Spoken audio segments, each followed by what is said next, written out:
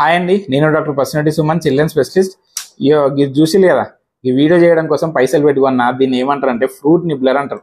ఈ fruit నిబ్లర్స్ use చేయడం ఈ మధ్యలో తెగ ఫ్యాషన్ అయిపోయింది. ఎంతమంది మెసేజ్ చేసి అడుగుతారో, ఇగో ఇది యూజ్ చేయడం అస్సలు మంచిది కాదు. ఎందుకు కాదో చెప్పకపోతే మీరు ఊరుకుని నాకు తెలుసు. ఇక రాసుకోండి పాయింట్లు నేను చెప్తా. ఫస్ట్ది చోకింగ్ రిస్క్ అన్నట్టు. ఇక మనోళ్ళు కొరుకుడికి ఇందులో ఉన్న హోల్స్ ఏవో ఒక రోజు పెద్దగా అవుతాయి. ఉన్న ఫ్రూట్ ముక్క పోయి గొంతులు అడ్డు పడుతుంది. ఇక మీరు హాస్పిటల్లో కూడా తిరుగుడు ఉంటుంది. అండ్ సెకండ్ది డెవలప్మెంట్ ఎఫెక్ట్ అవుతుంది. ఊకనే సపరించుకుంటుంటే కొరుకుడు నవ్వులు ఎన్నో నేర్చుకుంటారు. నోట్ల లోపల ముక్క తగులుతూనే కదా దాన్ని ఎట్లా నవ్వాలో నేర్చుకునేది.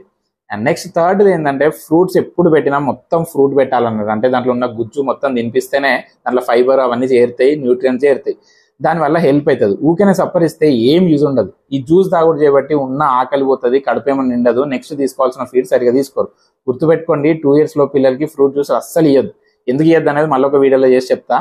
ఫోర్త్ది ఇన్ఫెక్షన్ ఛాన్సెస్ అన్నట్టు. ఎందుకంటే ఈ చిన్న హోల్స్ని క్లీన్ చేయడం చాలా కష్టం. ఎంతో కొంత మిగిలిపోయిన ఫ్రూట్స్ గుజ్జు ఉండిపోతుంది. అది బరాబర్ ఇన్ఫెక్షన్ అవుతుంది. ఇక మళ్ళీ హాస్పిటల్లో కూడా తిరుగుడే ఉంటుంది. ఇక లాస్ట్ ఫిఫ్త్, చిగుర్లకు డ్యామేజ్ అయ్యే ఛాన్సెస్ ఉంటాయి అన్నట్టు. హార్డ్ ప్లాస్టిక్ లేక సిలికానో కొన్నిసార్లు హార్ష్ ఉంటాయి. దీనివల్ల ఆ చిగుర్లకి డ్యామేజ్ బరాబర్ అవుతుంది.